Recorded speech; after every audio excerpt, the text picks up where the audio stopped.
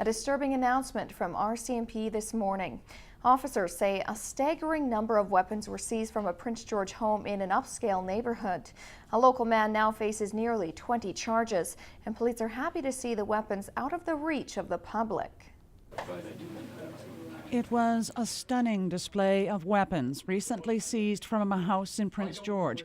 They include 31,000 rounds of ammunition, an AK-47, an M16, several handguns and rifle rounds. It's a discovery investigators called staggering. I think this would surprise me for any community in Canada. I mean, we have, as a country, we have very tight controls on our firearms, and this type of weapon is not something that I would normally associate with somebody who is into sport activities such as hunting and things like that. So to find this quantity and this type of weapon, I think would be a surprise in any community in the country. 53-year-old Carl House of Prince George now faces 17 weapons-related charges and will make a court appearance in January. For the city's top cop, the concern was ensuring these weapons did not fall into the wrong hands. There's a lot of legitimate gun collectors in the city and in the province, and we're certainly not discouraging that. But if, and I'm not saying that this was the only intention, but obviously when they're lying around loaded, you're just very susceptible, if there's a break and enter, that those firearms then get taken very easily and can get onto the streets of Prince George.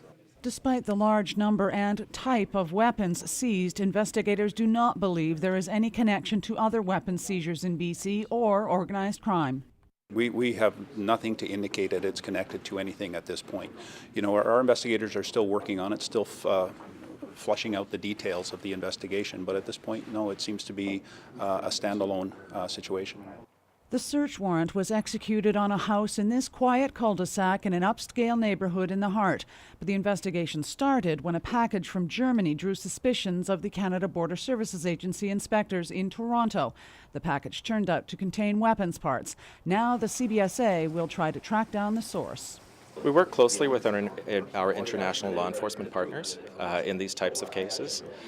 So when we do come across large caches of weapons that are intercepted by Canada Border Services Agency, we do get in touch with international authorities to trace down the origin of those weapons. Investigators say House does not have a criminal history in Prince George. Cheryl Jan, CKPG News.